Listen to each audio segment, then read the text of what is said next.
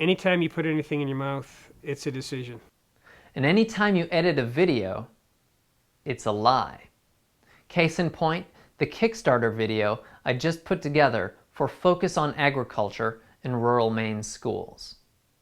Well, now I'm going to pull back the curtain and show you the footage that was too controversial to be included. You're watching Reanderthal.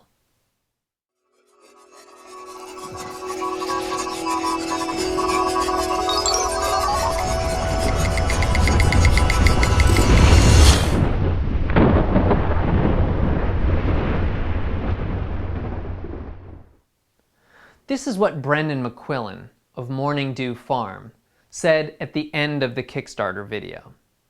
That's sort of making the most of what we have attitude, putting food up, putting potatoes in the root cellar, fermenting your own cabbage. It doesn't have to be something fancy or esoteric. It can be something really tangible and really affordable, I would say.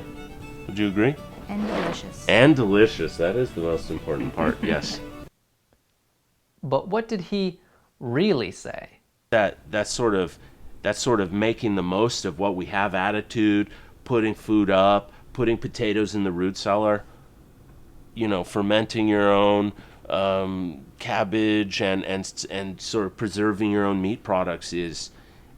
Did you catch that? That's right.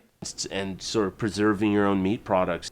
And if you read everything that's going on, the latest thing, my good friends who before were vegans and wanted me to eat nothing but whole wheat, now don't want me to eat wheat.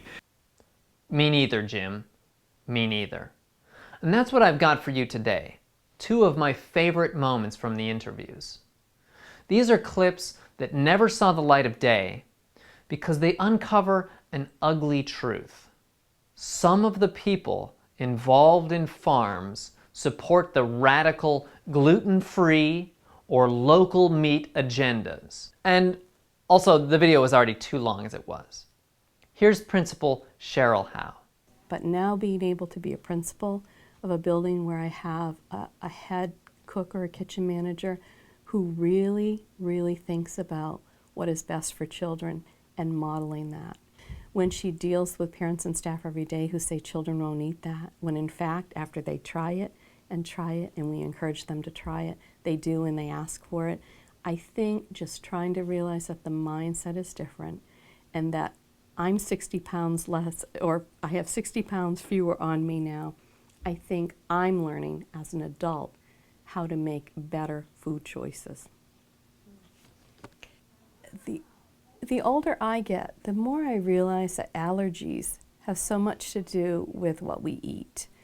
And I'm seeing more and more in the schools that there are requirements around using wheat or whole wheat products. I have to tell you that I really question whether that is creating problems for our children growing up. And I think there are good intentions, there usually are, but I truly think that if we could look at more wheat-free or gluten-free recipes that I think taste really good. I'm doing that at home now. I'm just getting online and checking things and trying them.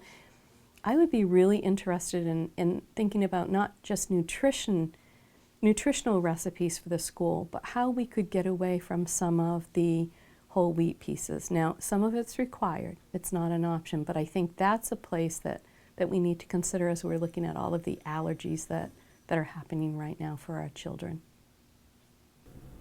A lot of tricks or skills that 50 or 70 years ago were part of every household's home economics, so to speak, whether it was rendering lard, preserving or fermenting vegetables, and so some of the things that we've something we played around with this year quite a bit was kimchi, which is like a fermented Korean cabbage, like sauerkraut, and it's just super easy to do, but it seems complex because when you see the final result, it's hard to understand quite what the steps are, and for me, in my own experience, trying it a couple times and realizing just how easy it is to sort of have a one head of Napa cabbage, and then you have something. It's awesome with, on this as a side dish in the winter when you're eating a lot of sort of meat and starch. If you're doing the local food thing, you're not eating a lot of greens and a lot of like summer fruits. So it's a actually what it is, like so much else, is like fermented cabbage is a digestive, if nothing else. You know what I mean? It's And sort of, depending on the season, you can throw in carrots or you can throw Yeah. in peppers. yeah, totally. You get Scallions. to start kind of improvising based on, once you get the basic Mm-hmm. skill set down, you can start improvising on it. And we have sold these, pork boxes. It's like, a small segment of a pig, and of course anybody who's doing raising animals knows that, unfortunately, there's only for about a 250-pound pig to go up to market. There's about 10, maybe 12 pounds of bacon. So you're dealing with a lot of other pieces of the puzzle. And a lot of time, those pieces are a lot cheaper by necessity. And they're not, per se, harder to work with. They just require a little bit of exposure and just a slightly different skill set. So whether it's taking fat back and cubing it and slowly rendering it into lard, which is a super excellent substitute for olive oil or butter, or in pie crusts, any kind of baking. That stuff's all really expensive. To speak about affordability, this is stuff that slaughterhouses throw away because nobody wants it. Liver is also a possibility.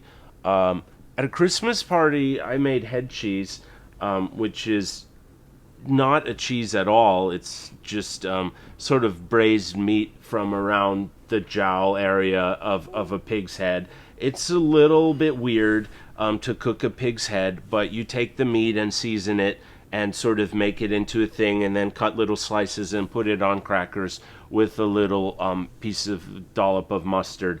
And then everybody eats the whole tray, and they're like, "That was really good. What was that?" And you're like, "That's head cheese."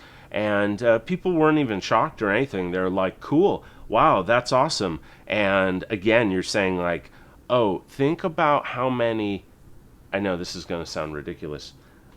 Think about how many pig heads are thrown out by Lincoln County producers because no one wants them or knows what to do with them. I mean, you talk about affordability. That's where something like this project, I think, can really bridge that gap in a very approachable way. So, there you have it. If you're like me and you want to support these radical agendas, or if you disagree completely and you want a space where these discussions can take place, I hope you'll join me in supporting the Farm's Community Kitchen Kickstarter project. They're in the last week of their campaign and they need our help. And if you like videos about health, diet, lifestyle, controversy, subversion, fun, and local food, please follow my blog at Reanderthal.com. Thanks, and I'll see you next time.